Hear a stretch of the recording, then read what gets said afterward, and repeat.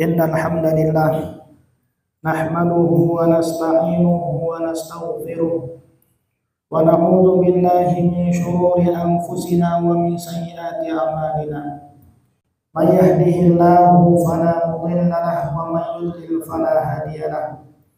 Asyhadu an la ilaha illallah wahdahu la syarika lahu wa asyhadu anna Muhammadan 'abduhu wa rasuluh.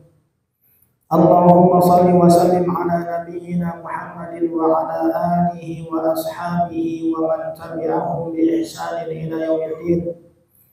Ya ayyuhalladzina amanu taqullaha haqqa tuqatih wa la tamutunna illa wa antum muslimun. Ya ayyuhan nasu taqu rabbakum alladzi khalaqakum min nafsin wahidah wa khalaqa minha zawjaha وَبَثَّ مِنْهُمَا رِجَالًا كَثِيرًا وَنِسَاءً وَاتَّقُوا اللَّهَ الَّذِي تَسَاءَلُونَ بِهِ وَالْأَرْحَامَ إِنَّ اللَّهَ كَانَ عَلَيْكُمْ رَقِيبًا. يَا أَيُّهَا الَّذِينَ آمَنُوا اتَّقُوا اللَّهَ وَقُولُوا قَوْلًا سَدِيدًا يُصْلِحْ لَكُمْ أَعْمَالَكُمْ وَيَغْفِرْ لَكُمْ ذُنُوبَكُمْ وَمَن يُطِعِ اللَّهَ وَرَسُولَهُ فَقَدْ فَازَ فَوْزًا عَظِيمًا. Sidang jamaah Jumat rahimakumullah, marilah kita tingkatkan ketakwaan kita kepada Allah Subhanahu wa taala dengan sebenar-benar takwa. Terlebih tidak lama lagi insyaallah kita akan memasuki bulan Ramadan. Hendaknya kita meningkatkan kualitas dan juga kuantitas ibadah kita, baik hablum minallah dan juga hablum minan nas. Allah Subhanahu wa taala berfirman di dalam surat An-Nisa ayat 36, A'udzu billahi minasyaitonir rajim. Wa'budullaha wa la tusyriku bihi syai'a. Dan hendaklah kalian semua menyembah Allah Subhanahu wa taala dan janganlah kalian menyekutukan Allah dengan sesuatu apapun. Ini adalah prinsip dalam Islam. Seluruh nabi dakwahnya adalah ini. Hendaknya kalian menyembah Allah dan janganlah kalian menyekutukan dengan sesuatu apapun. Kemudian setelah perintah ini Allah Subhanahu wa taala lanjutkan dengan kalimat-kalimat hablum minan nas wa bil walidaini ihsana. Hendaknya kalian berbuat baik kepada kedua orang tua. Walidil qurba, sanak kerabat, wal yatama, anak-anak yatim, wal masakin, dan juga orang-orang miskin, wal jari lil qurba wal jaril junub, tetangga dekat dan tetangga jauh. Kemudian di dalam hadis Rasulullah SAW bersabda, "Man kana yu'minu billahi wal yawmil akhir falyukrim jarahu." Barang siapa yang beriman bahwa Allah Tuhannya, kemudian yakin akan hari kiamat, beriman akan adanya hari kiamat, kita akan mati, akan dibangkitkan dan akan dimintai pertanggungjawaban terhadap apa yang kita lakukan, maka hendaknya berbuat baik dengan tetangganya. Al-Imam An-Nawawi di dalam kitab Al-Minhaj Syarah Sahih Muslim menjelaskan bahwa tetangga itu ada 3 macam. Ada tetangga muslim dekat, ada tetangga muslim jauh, dan ada tetangga non-muslim. Dan semuanya ini memiliki hak yang sama dalam bertetangga, yaitu hak bertetangga. Jadi yang non-muslim selama tidak memerangi agama Allah pun juga memiliki satu hak, yaitu hak bertetangga. Ketika tetangga kita muslim, maka memiliki 2 hak. Hak sebagai seorang tetangga dan hak sebagai seorang muslim. Dan ketika posisinya lebih dekat dari rumah kita atau memiliki kekerabatan, maka memiliki 3 hak, yaitu hak prerogatif.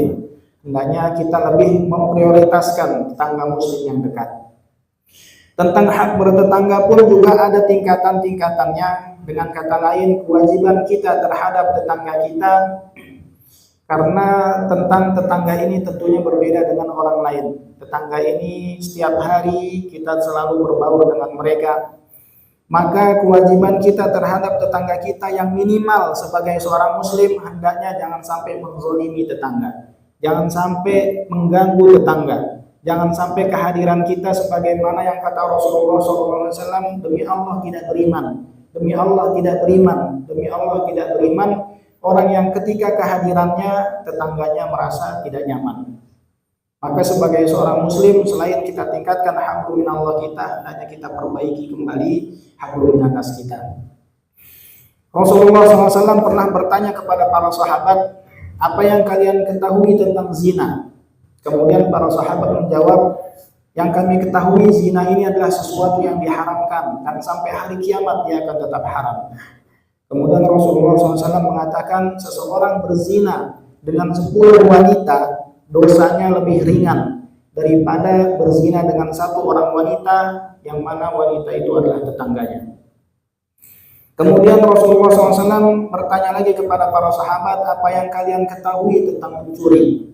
Kemudian para sahabat pun mengatakan, yang kami ketahui mencuri ini adalah sesuatu yang haram dan sampai hari kiamat dia diharamkan. Kemudian Rasulullah SAW mengatakan, seseorang mencuri dari 10 rumah dosanya lebih ringan daripada mencuri dari 1 rumah, dan itu adalah rumah tetangganya. Oleh karena itu hendaknya dalam mempraktekkan hadis barang siapa yang beriman pada Allah dan hari akhir, hendaknya kemudian kita memuliakan tetangga kita, karena berbuat dosa terhadap tetangga dosanya lebih besar dibanding selain tetangga. Kemudian ketika keimanan seorang muslim membaik, meningkat level di atasnya, selain tidak menzalimi tetangganya, hendaknya dia berusaha untuk berbuat baik dengan tetangganya. Rasulullah SAW pernah berpesan kepada Abu Dzar, wahai Abu Dzar, jika engkau memasak sesuatu maka perbanyaklah kuahnya dan berikan tetanggamu bagian darinya. Banyak kita kemudian salah memahami bahwa ketika memasak kita perbanyak kuahnya dan kita berikan tetangga kita kuahnya. Padahal yang dimaksud hendaknya ketika kita memasak kalau kita mampu memasak yang banyak dan kita berikan tetangga kita apa yang kemudian kita masak. Kalaupun memang tidak cukup, maka hendaknya kita perbanyak kuahnya, sehingga tetangga tidak hanya mencium baunya tapi tidak merasakan apa yang kemudian kita masak. Karena tetangga tentunya yang samping rumah kita, apa yang kita masak dia akan tercium baunya. Jangan sampai kemudian kita tidak mengetahui bahwa tetangga kita ternyata kelaparan. Kemudian ketika keimanan seseorang baik, tingkat di atasnya, level di atasnya, selain tidak menzalimi tetangganya, berusaha berbuat baik dengan tetangganya, dan yang lebih bentuk kesempurnaan iman seseorang adalah ketika dia berusaha untuk sabar ketika tetangganya tidak baik terhadapnya. Pernah ada yang datang mengadu kepada Rasulullah SAW, tetangganya tidak baik. Maka kemudian Rasulullah SAW mengatakan, pulang dan bersabarlah. Setelah pulang bersabar beberapa waktu, datang kembali mengadukan, ya Rasulullah, tetangga saya selalu mengganggu saya. Maka kata Rasulullah SAW, pulang dan bersabarlah. Setelah pulang bersabar beberapa waktu, ternyata masih mengganggu juga. Datang lagi ke rumah Rasulullah SAW dan Rasulullah SAW mengatakan hal yang sama, pulang dan bersabarlah. Sampai setelah beberapa waktu datang kembali, baru Rasulullah SAW mengatakan, keluarkan barang-barang kamu depan rumah. Ketika orang itu mengikuti apa yang disarankan oleh Rasulullah SAW, dia keluarkan barang-barang di depan rumah. Setiap ada yang lewat bertanya, ada apa? Kenapa kok ada banyak barang-barang di depan rumah seperti ini? Maka diceritakanlah tetangganya selalu menzaliminya. Kemudian Rasulullah SAW selalu memberikan wasiat untuk pulang dan bersabar. Sampai beberapa waktu, akhirnya kemudian saya disuruh mengeluarkan barang-barang ini. Maka setiap kali yang lewat mendoakan keburukan terhadap tetangganya, sampai tetangganya tidak kuat dan kemudian mengatakan, bawa masuk barang-barang kamu, saya berjanji tidak akan mengulanginya lagi. Namun yang menjadi syahid, yang menjadi pelajaran dalam riwayat ini adalah bagaimana Rasulullah SAW beberapa kali mewasiatkan pulang dan bersabarlah. Maka sebagai seorang muslim, Manusia tentu tidak mungkin tidak punya salah. Manusia tentu tidak mungkin tidak punya dosa. Sebagaimana kita bersalah kepada tetangga kita, begitu juga tetangga kita bersalah kepada kita. Maka bentuk keimanan seorang muslim yang baik setelah tidak menzalimi, berbuat baik berikutnya adalah berusaha untuk bersabar ketika tetangganya melakukan perbuatan yang tidak baik terhadap dirinya. Ini apabila tetangganya muslim, non-muslim memiliki hak seperti ini. Apabila kemudian tetangganya adalah seorang muslim, maka selain hak bertetangga memiliki hak sebagai seorang muslim, yang mana kata Rasulullah SAW, hakul muslimi 'alal muslimi sittun. Hak muslim terhadap muslim yang lain ada 6. Idza laqitahu fasallim 'alaihi. Jika engkau bertemu dengannya, maka ucapkanlah salam kepadanya. Dari golongan kita, bukan golongan kita, ormas kita atau bukan ormas kita, selama secara zahir dia muslim, maka memiliki hak ini. Hendaknya kemudian kita tunaikan hak saudara kita sesama muslim. Kemudian wa idza da'aka fa'ajibhu. Jika dia mengundang, selama undangan itu tidak ada unsur kemaksiatan, maka hendaknya kita penuhi undangannya. Wa idza stansahaka fansahu. Apabila saudara kita minta nasihat, maka hendaknya kita berikan nasihat kepadanya. Wa idza 'abisa fahamidallaha fashammithu. Apabila dia bersin dan mengatakan alhamdulillah, maka hendaknya kita doakan yarhamukallah. Dan yang bersin hendaknya mendoakan kembali yahdikumullah wa yuslih balakum. Kemudian berikutnya wa idza marida fa'uduhu wa idza mata fatba'hu. Apabila saudara kita yang muslim ini sakit, hendaknya kita jenguk, dan apabila dia meninggal dunia, hendaknya kita urus jenazahnya.